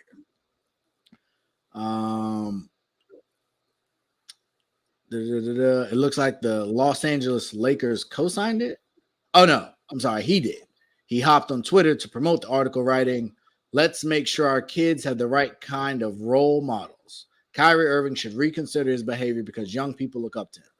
This was a article, I guess he wrote on his own platform. There's more, but I think you get the gist of where Kareem was going. So I kind of just open it up and kind of you guys react. Y'all agree? You disagree? If so, kind of elaborate. I'll start with you, Dev. I disagree with Kareem. I'm I don't know what made him come out and say this about Kyrie, but I'm not saying Kyrie is right, whatever he says, you know what I mean? But I do believe that we are entitled to our own opinions and how we state and how we feel and how we would like to live our own lives. Everybody's lives cannot be the same as Kareem. You know what I mean? Kareem, he didn't understand. He went through racism. He went through civil rights movement. He went through a lot of stuff that that opened the door for athletes like Kyrie and so on. But for a guy who just wants to state his own opinion, what's wrong with it? If you don't believe in the vaccine, then you don't believe in the vaccine. If you don't believe what the owners is how the owners is treating him, then that's his own opinion. You can't get mad of somebody not living your lifestyle or wanted the same or wanted to be like you. You know what I mean? I think Kyrie is not a idiot, a buffoon, a clown, a coon, or any of these names that people wants to call him. I think when you don't understand something, that's when you kind of want to give bad vibes to it. You know what I mean? Just because we don't understand Kyrie's point of view doesn't mean that the school system failed him. It just he thinks different. You know what I mean? He has that right to. So, I when I seen this from Kareem, man, I was kind of disappointed. I'm so tired of people poking at Kyrie just because he has different opinions, and it's just sad that you can't have, as an athlete, you're not entitled to your own opinion.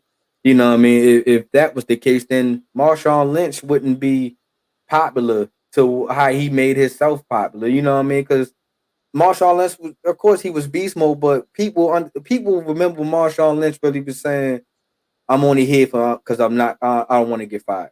You can't get mad at the man because he kind of don't feel like talking to somebody when he just had maybe a rough day at work. Pretty much, if the Seahawks lost, he had a rough day at the office. Nobody wants to talk because when you having a rough day at the office, you don't want to talk to nobody. You just want to do your job, get it over with, and try to come back to live to have a better day the next day. So, all in a nutshell, Kareem Abdul-Jabbar, you're the one of the greatest of all time, but this is the one time I cannot agree with you. Chris? There's not some more I can say. Dev said it all. The words that he described Kyrie with, I disagree wholeheartedly. I don't think he had to take it that far just because you have a difference of opinion. Calling him a buffoon, saying the education systems failed him. There's a lot of people that have real life important jobs that make way worse comments or decisions that we don't say the education failed them. But because Kyrie doesn't believe in the vaccine, but because Kyrie wants to live his life a certain way, he's being described as a buffoon, somebody that the education failed him. I don't see it. I don't agree with it. And as great as Kareem is, he lost me with this one. Yeah. This bothered me a lot for a lot of different reasons. And so I appreciate if y'all bear with me for a second just so I could collect my thoughts. But I think this needs to be said. These old dudes need to shut up. You sound like DJ Alchemist now. Like I get it. There's a generation gap. I get it. It happens. But they just some bitter haters. Kareem's so bitter. He's been mad his whole life. His whole life, Kareem has been mad. He's punched people. You want to talk about being a role model? You sucker punch somebody in the middle of a basketball game. You ain't even hit him face to face. You ain't square up. You sucker punched him because you a sucker. And that's what you do. You do sucker stuff. You attacking this man for what? Damn, son, where'd you find this? Why? Like, what is your motivation? Like, what are you hoping to gain? This is another young black man who paid for George Floyd's daughter's home or education. I forget. I don't want to say the wrong thing. Or built him a new house or something to that effect. He's given millions of dollars away. He's given back to his community. Don't mean to cut you off, but he gave scholarships to people that attend my school. The first HBCU. He paid for people's tuition. What school you at? Lincoln University.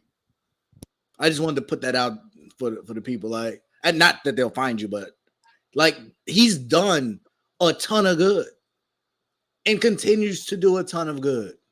Mm-hmm. And you never say nothing when he do good. And that be my issue with people. And I think and I'm not going to go on a tangent, but that's the Kanye point about the shirt. Y'all only care about negative stuff. The positive stuff never gets talked about. It's always the negative. Kyrie Irving has done way too much good for way too many people for you to get on your public platform and take that stance against that man. Especially if you haven't tried to pick up the phone and give him a call. That's what OGs are supposed to do. You don't embarrass them in front of everybody. You pull them to the side and try to put them on game. But you've been so selfish your whole career, which I don't know if y'all watched the Winning Time doc and how he treated Magic. You're so insecure that you keep bashing Bron. Bron ain't never done nothing to you. But once you lose that all-time leading scorer, nobody cares about you. Nobody talks about you. You don't get brought up in the greatest conversations. You're just a surly guy that was at the summit. You was just there as far as I know. What did you say or do? Like, he gets so many passes as this great thinker, this intellectual, and he's just a bitter old man. And yes, he was phenomenal at the game of basketball. Mm-hmm. But shut up. If you're not advancing the culture, if you're not advancing the NBA, nothing about what he did was beneficial to anything that he supposedly loves. Tearing down one of the faces of the NBA, when we're past that, we are off Kyrie. The Nets are starting to play games. We talking, why you ain't commenting on preseason? Mm-hmm. Like, you just only have negative things to say about people that threaten you or your ideology. And that, to me, that is super corny. That's clownish. And I really wish people like him would just shut up. Because you're not helping a situation. You're only making it worse. You're expanding the divide when we need it closed. I read 10, I promise y'all, I read 10 headlines today about people murdering people. Kids are being murdered because there's division everywhere. And you have your platform and you use it to continue to divide. It's irresponsible and it's wrong. And I wish more people would actually speak to him that have the level of cachet to call him out. But they act like he's this mythical figure that you can't say nothing about, and he's not. He's problematic for the game and for our culture because his one-sided, out-of-style thinking doesn't work in a lot of places.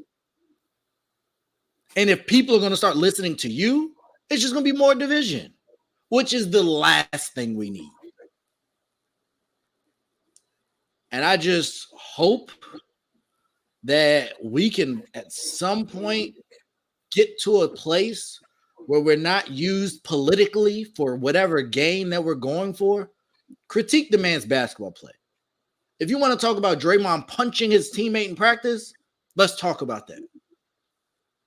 But the very things that that war that you boycotted and weren't for, that people lost and died for, the freedoms that they were fighting for, is what Kyrie's exercising. Mm-hmm.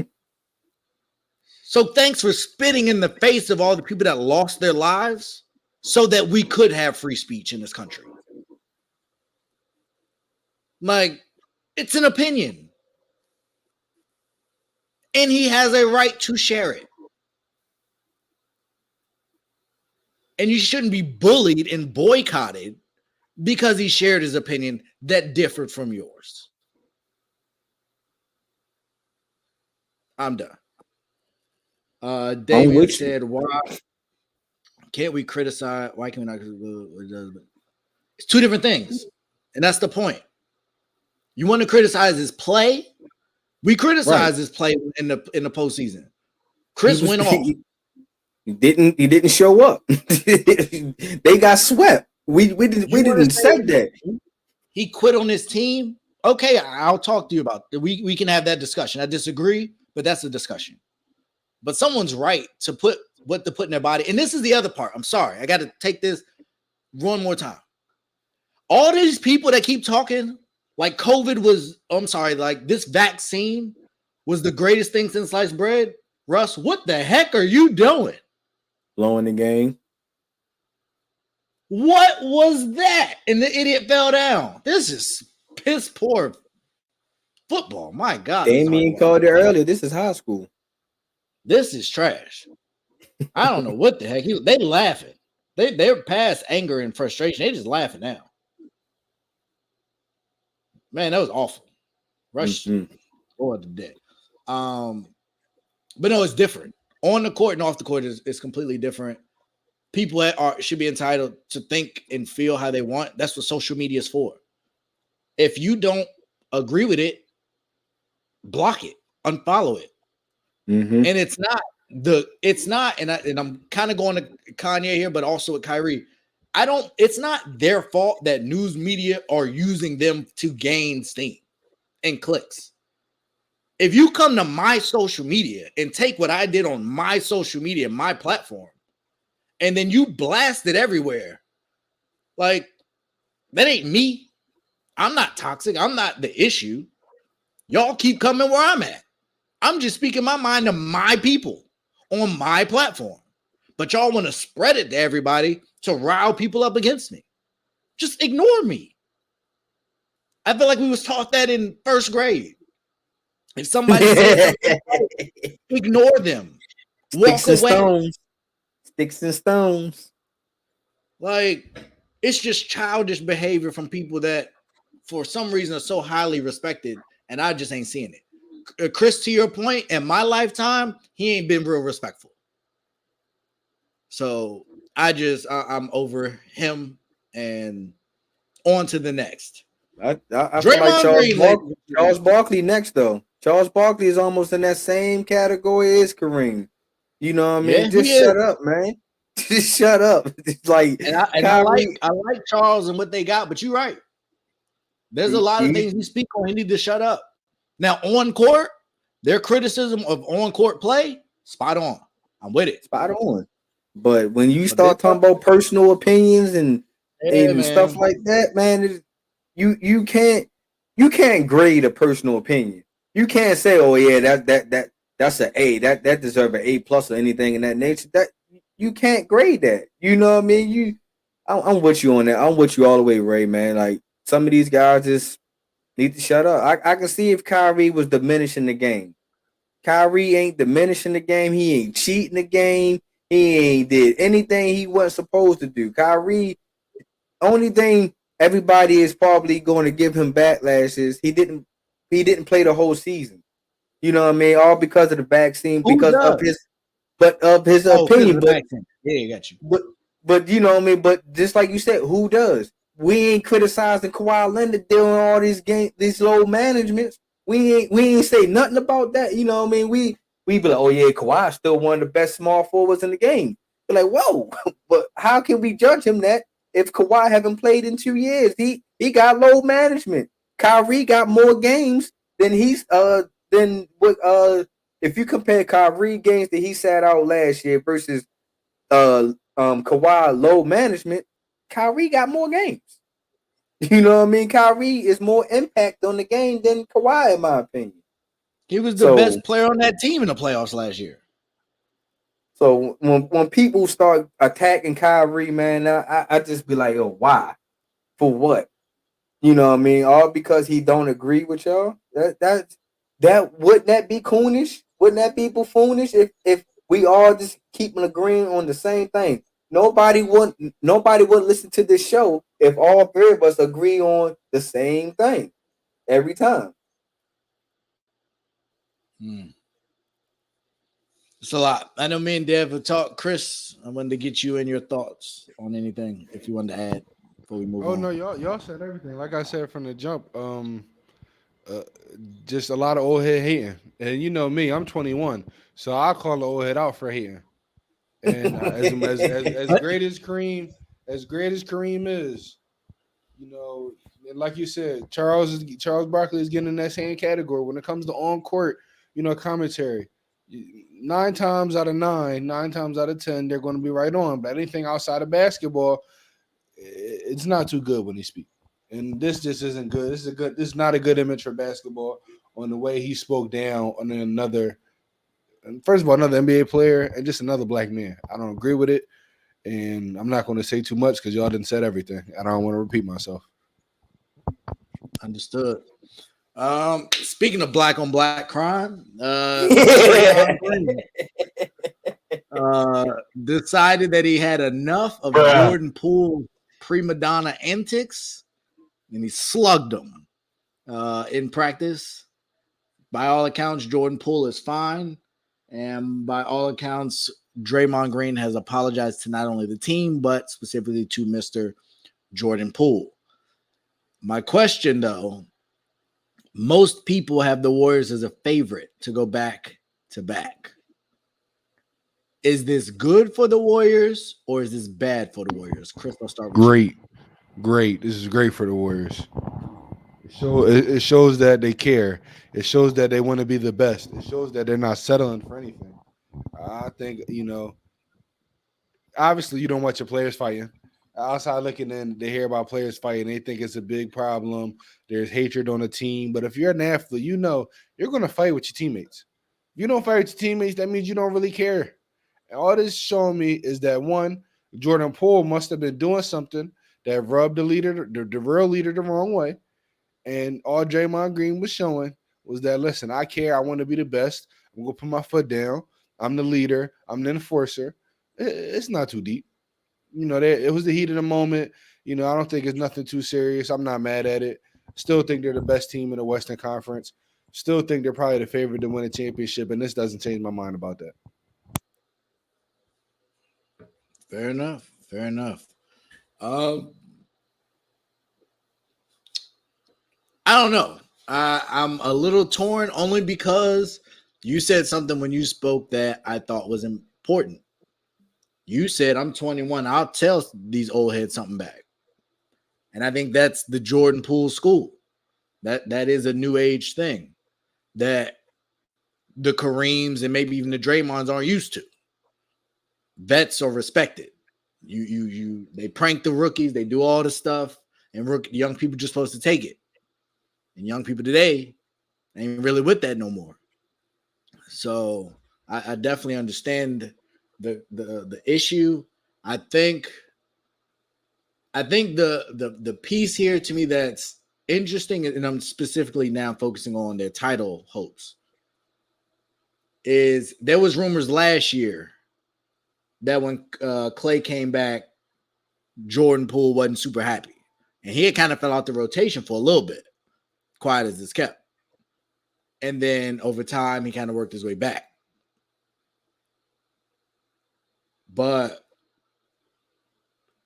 there's the Patriot way, and there's Kevin Durant just talked about the Warriors locker room and what it is and what they represent and why they're there. So although I don't agree with Draymond striking Jordan Poole, it's hard for me to believe that he was the one in the wrong in the argument. And Damian, I don't think Draymond cares nothing about KD because they got a ring without him. And I think he's probably happier with him there than where he is because that would just take away from their shine. But yeah, I don't know. I don't know how Jordan Poole to me is the key. And I don't know how he's going to respond to this. I don't know if it's going to be a grudge. And when there's a grudge with some of these younger people, they don't really move off of it. Or if he can move on and say, you know what, bro, I appreciate your apology. Take some ownership of it himself. I'm going to have a mature conversation. And if that happens, Chris, I think you're 100% right. But I just don't know. And I don't know how some of the other younger players on the team might have felt. And even the discipline that's doled out. Like, if there's a team that can overcome it, I definitely think they're it, but I don't think that's a good sign at all. Dev, your thoughts? It's not a good sign, man. Number one, if I understand that Draymond is the emotional leader, the hammer, and all that other good stuff, but for you to get the best out of players, I don't think physical violence is what it is. You know what I mean? I understand like trash talking probably going on. Jordan Poole, like you said, Jordan Poole, the young cat, he probably was popping off. You know, he looked like if he the type of guy, if he got you, he's going to let you know he got you. You know what I mean? And that's a lot of these young guys. Is what they do. Ja Morant does it. You know what I mean? When Ja Morant got you, he's going to celebrate. He's going to do the gritty. He's going to dance. He's going to get the crowd into it. You know what I mean? That's just what these young guys is into. You know what I mean? You can't get mad because we kind of look for that excitement from these young guys because eventually these are going to be the guys when Draymond retire. These are going to be the guys that's keeping NBA relevant. You know what I mean? And now Jordan Poole, I understand there's probably some maturity which probably played a big part in that. You know what I mean? I'm pretty sure Jordan Poole was popping off. Might have got under Draymond's skin, but Draymond, for you to get mad, yo, you didn't. How many times did Draymond got underneath people's skin? How many times people we wanting to pop Draymond during the games or attack Draymond during the games and stuff like that? So for you to attack somebody because the younger guy did the same thing that you do in games, like it kind of don't go hand in hand. You know what I mean? It kind of gets me like, come on, yo, you can't be the prankster. And now you get pranked. You don't want to play no more. You want to take your ball and go home now. Like, nah, yo, come back and finish this game.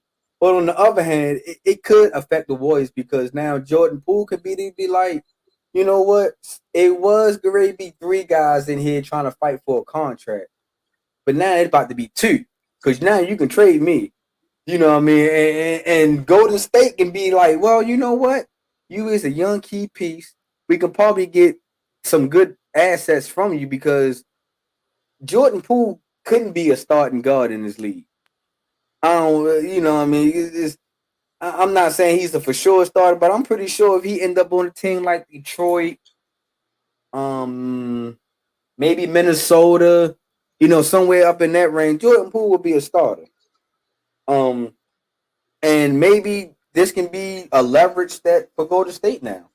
You know, if Jordan Poole decide to take this route, or this can be like a deciding factor, like, hey, Draymond, look, you done drove KD out of here. You ain't about to drive our young guys up out of here now. So maybe it's not them, it's you. And you know, we don't want to spend no big contract on you because you the heart and soul. You know what I mean? We need scores. The heart and soul can't be the guy that's putting up 100 points or try to outdo another team. You know, that's what Steph, Clay, Andrew Wiggins now, and, you know, Jordan Poole trying to insert himself to be the third Splash brother. So, you know, I think Golden State kind of got some things to think about. Do you want to keep your young core together, or is it time for Draymond to go? You know what I mean? When his contract is up, let somebody else get the headache. You know what I mean? Because maybe Kuminga can be your heart and soul what Draymond is doing, or I forgot the other guy that's on the team. That they had. Got Moody, I believe. Yeah, Moody. You know what I mean? Maybe he can be the next Draymond. You know what I mean? So I think, like y'all said, man, Draymond got to calm down, man. You can't keep getting into fights because things ain't going your way. because this is the same thing you do in games. You know, you tap, you stroll that line, get underneath people's skin, and people ready to fight you. So, you know what I mean? If you can't take the heat, don't go in the kitchen. Fact. And I definitely agree with that. That's the part I don't like. Y'all can chirp back and forth, but you ain't supposed to be swinging first. Like, you're supposed to be the veteran and the example. You got to have more resolve than that. Find another way to dole out your punishment for him getting out of line. But I ain't like he put his hands on him. Chris, what you got? Like I said, you know, obviously putting your hands on your teammate isn't the best thing, but I mean, it's basketball, it's sports. Listen, if I'm Jordan Poole, you can play this one of two ways. You can leverage it, but at the end of the day, if you know you're at fault, how much are you really leveraging? Like, who knows? Maybe things like this could have happened behind the scenes that never been reported. You know, there could have been some heated arguments. We don't know. And, you know, maybe it's from the former athlete speaking to me when I say, and current athlete, it doesn't faze me at all. It doesn't bother me. I don't think the only way it's a problem is if Jordan Poole takes offense to it. But if he's like Steve Kerr, when Michael Jordan punched on Steve Kerr and he fights back and they understand and it brings them together and they win another championship, then I don't think it's an issue. And I still don't think it's an issue. So hopefully that these two can make up. Hopefully Draymond is not a whole bunch of, you know, actions taken upon Draymond. And hopefully all this could be cleared away because this team is destined for greatness. And Jordan Poole and Draymond are both key pieces to that. Definitely agree with that part. Just quick update. We are looking at a 9-6 game coming down the stretch. Baseball score. Definitely a baseball score. Also, I do want to say Russ threw it on that pick. He took a nice shot, and he went back in the game. So I think that's going to be something we're going to look at probably for the next little bit. But he was back in the game. Didn't look good, but he hasn't looked good all night. So who knows? Yeah, he's been pretty bad. I forgot I started him in this league that I kind of forgot I had. I meant to drop him and didn't. But damn, son, where'd you find this? Yeah, he's out of there. On to much more positive news. Something Kareem should be applauding. LeBron James.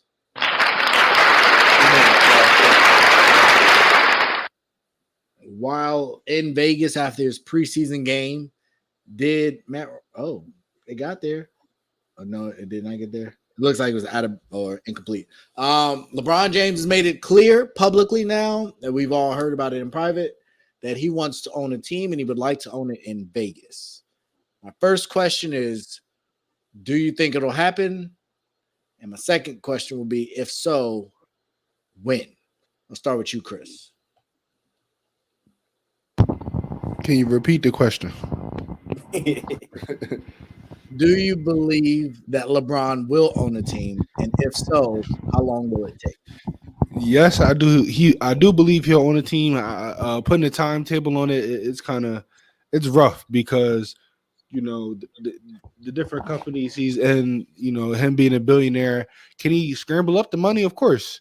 But how soon does he want to do it? Does he want to dabble in broadcasting? You know, does he want to pick up that check? Does he want to dabble in some other places? I'm not too sure. I just know one day I do believe he will be a team owner. And I think that's going to change the game forever. In what way?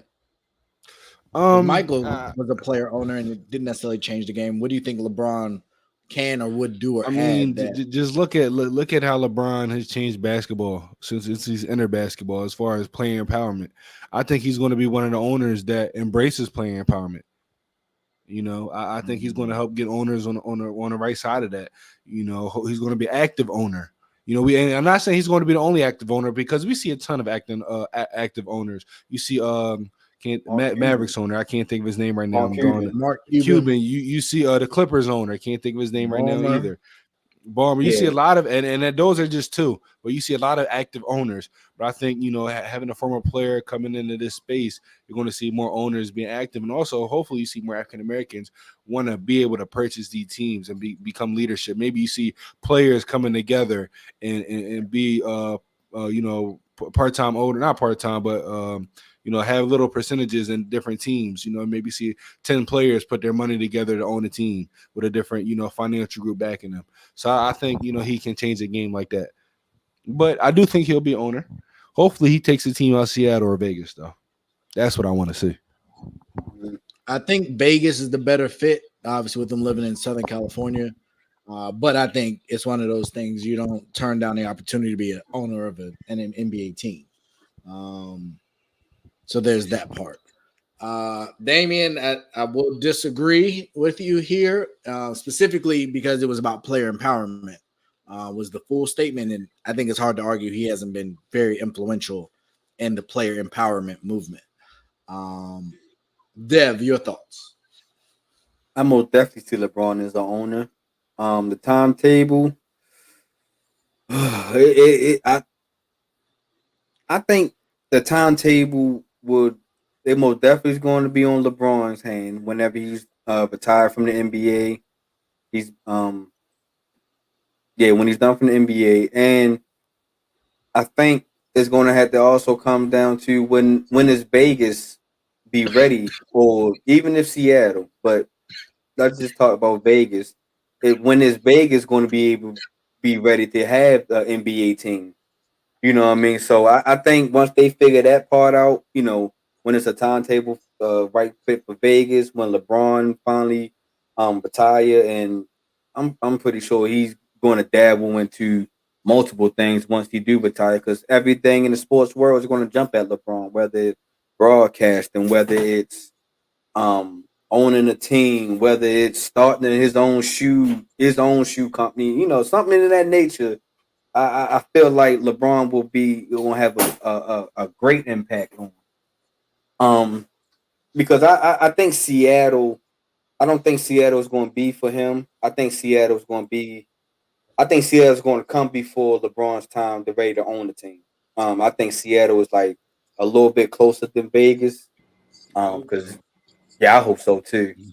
Because you see, like, now they starting to put the Seattle Supersonics logo stuff back out there again. You seen Sean Kemp was rocking the Seattle Supersonic logo not too long ago at the event.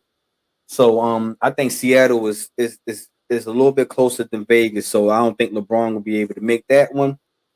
But as far as Vegas, I think it's all going to be on each other's timetable. When LeBron retire and when is Vegas ready to actually have a professional NBA team. I hear you, Damian. For the first time tonight, we're back in sync. We used to be in sync, and then tonight we had been missing each other. But I do think that's a valid concern. Is Vegas is tough. Mm-hmm. Vegas is really tough to be a young athlete, especially a young black athlete. It's a lot, and it never stops. See what happened? What was that wide receiver for the Raiders? Henry Ruggs. Henry Ruggs. Alvin Kamara was out there for the Pro Bowl, punched somebody. Mm-hmm. Like, I think Ray Rice situation might have been in Vegas. Like, it's been a bunch of. No, that was in like Atlantic City or something in that nature. I was okay. I knew it was in a casino. I thought it was Vegas, but you probably right. You're probably right. It's just a dangerous place. Lamar Odom sat down with Shannon Sharpe and talked about what he got into out in Vegas. Like, it's just a lot as a family. If you're a man with a family, it's a lot to deal with. So I think that's a valid concern. But all the history and data says they're gonna put a basketball team there. I agree, because so far, look at the success of the Las Vegas Aces so far. You know what I mean?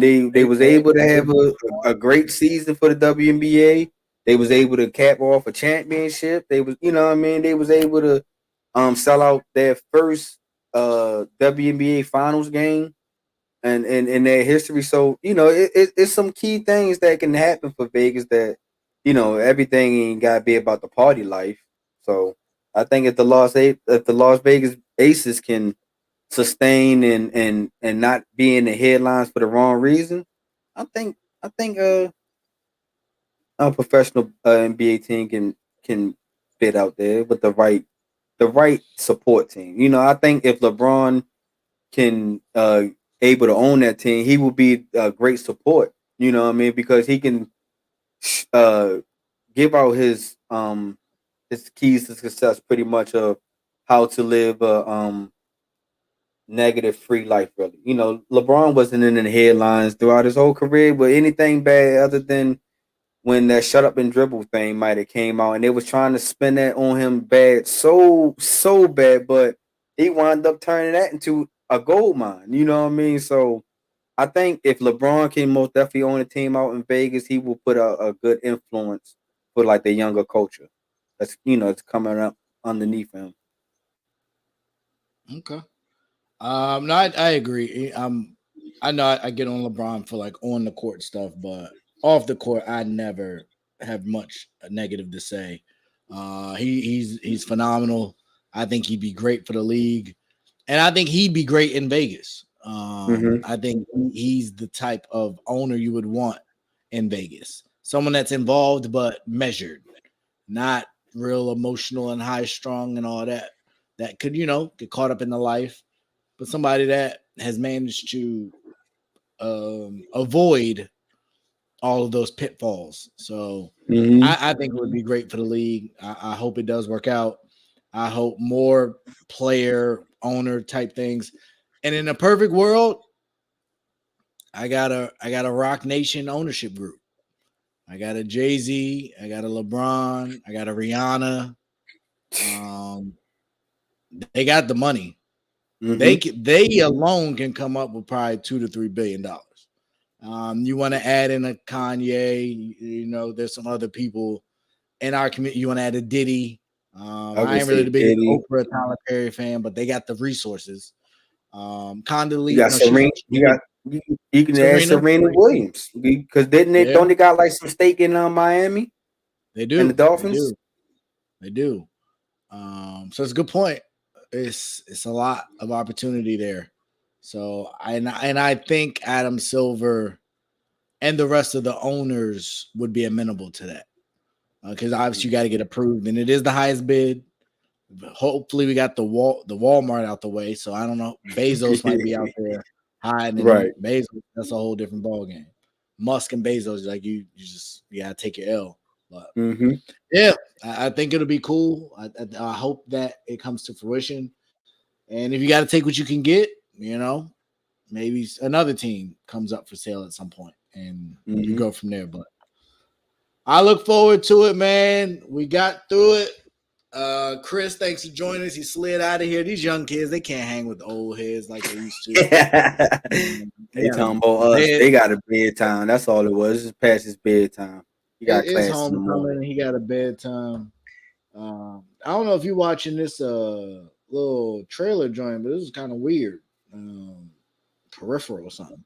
But yeah, that's all I got. It was a pleasure doing this with you, man. We will be back on Monday. Getting into it. It's technically a holiday, not one I really support, but it is technically a holiday. So we are working. What's the holiday? Indigenous People Day. We'll be working. We'll see y'all Monday. Yeah. So yeah, man, we'll see y'all Monday. We'll get into our picks. We're kind of aligned, but there's a couple differences. Kenny was pretty different. Not me and you is different on a couple. Chris had a couple different ones. He picked Atlanta and New Orleans. So we got some parity.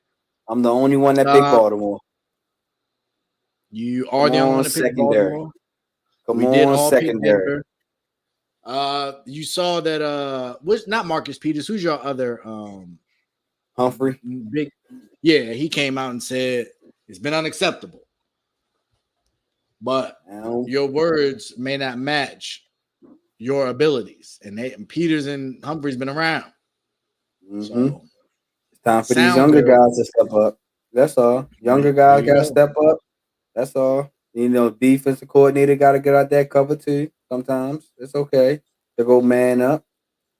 Hopefully, we get some pass rush this week with a weak different offensive line that Cincinnati got. I'm just praying, man. Fingers crossed. Y'all know I'm gonna be hooting and hollering at my TV. Yeah, and Damian, the answer is he's a boxer. Like this is he's following the Jake Paul route. Like I get it. Le'Veon been boxing. They've been boxing his whole NFL career. You know, that was his off-season workout. Yeah. So he been doing it for years, and he looked good. He looked good against Adrian Peterson. So I'm rooting for Le'Veon. Let's go, Le'Veon. Straight crumpled him. But yeah, that's all we got. We out. We got jobs and stuff to do. Y'all have a great one and finish enjoying this riveting game that we'll probably not see another pass in. And hopefully it'll be over soon. But y'all have a good one. Take care. Whole sports all plays. Whole sports all plays.